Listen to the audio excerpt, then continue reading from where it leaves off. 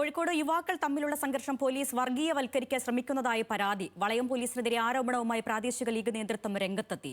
വാഹനത്തിന്റെ വേഗതയുമായി ബന്ധപ്പെട്ടാണ് യുവാക്കൾ സംഘം ചേർന്ന് ഏറ്റുമുട്ടിയത്. തുടർന്നാണ് നജാദ്, ഷാദിൽ, സിയാദ് എന്നിവരെ അറസ്റ്റ് ചെയ്ത് റിമാൻഡ് ചെയ്തത്.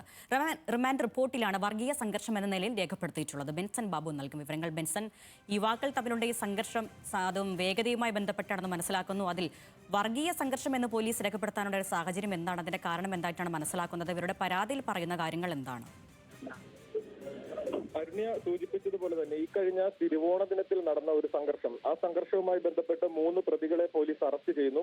നാദാപുരം പോലീസാണ് അറസ്റ്റ് ചെയ്യുന്നത്. അറസ്റ്റ് ചെയ്തതിനു ശേഷം കോടതിയിൽ ഹാജരാക്കിയവരുടെ റിമാൻഡ് റിപ്പോർട്ടിലാണ് ഇത്തരത്തിൽ ഈ ഒരു സംഘർഷത്തെ വർഗീയവൽക്കരിക്കാനുള്ള ഒരു ശ്രമം പോലീസിന്റെ ഭാഗത്തു നിന്നും ഉണ്ടായതായിട്ടുള്ള ഒരു പരാതി ലീഗ് നേതൃത്വത്തിന്റെ ഭാഗത്തു നിന്നും ഉയർന്നു വന്നിട്ടുള്ളത്. ആ റിമാൻഡ് റിപ്പോർട്ടിൽ വ്യക്തമായും എഴുതിയിട്ടുണ്ട്, തിരുവോണ ദിനത്തിൽ നടന്ന ഇത്തരത്തിലൊരു സംഘർഷം, ആ സംഘർഷത്തിൽ 2 വിഭാഗത്തിൽ 2 മതത്തിൽപ്പെട്ട ആളുകളാണ്. ഒരു മതത്തിൽപ്പെട്ട ആളുകൾ പ്രതിഭാഗത്തും ഒരു മതത്തിൽപ്പെട്ട ആളുകൾ വാദിഭാഗത്തും, അല്ലെങ്കിൽ പരിക്കേറ്റ അല്ലെങ്കിൽ മർദ്ദനമേറ്റ ആളുകളായിട്ടുമുള്ളത്. അപ്പോൾ ഈ 2 മതവിഭാഗങ്ങൾ തമ്മിലുള്ള ഒരു വലിയ പ്രശ്നമായി ഇതിനെ ചിത്രീകരിക്കുന്ന തരത്തിലാണ് ആ റിമാൻഡ് റിപ്പോർട്ടിലുള്ളത്. അതോടൊപ്പം തന്നെ നാദാപുരം മേഖലയിൽ മുൻപ് വർഗീയ പ്രശ്നങ്ങൾ ഉണ്ടായിട്ടുണ്ട്.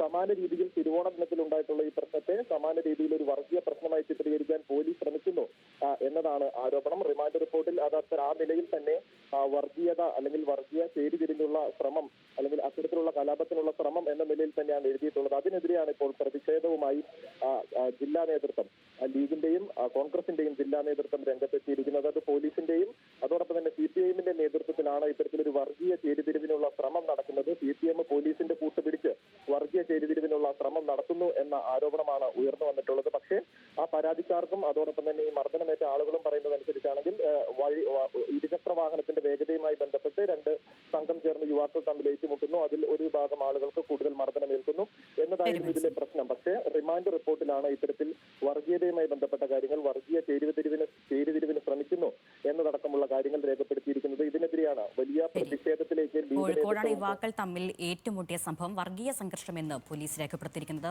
ബെൻസൺ ബാബുവാണ് വിവരങ്ങൾ നൽകിയത്.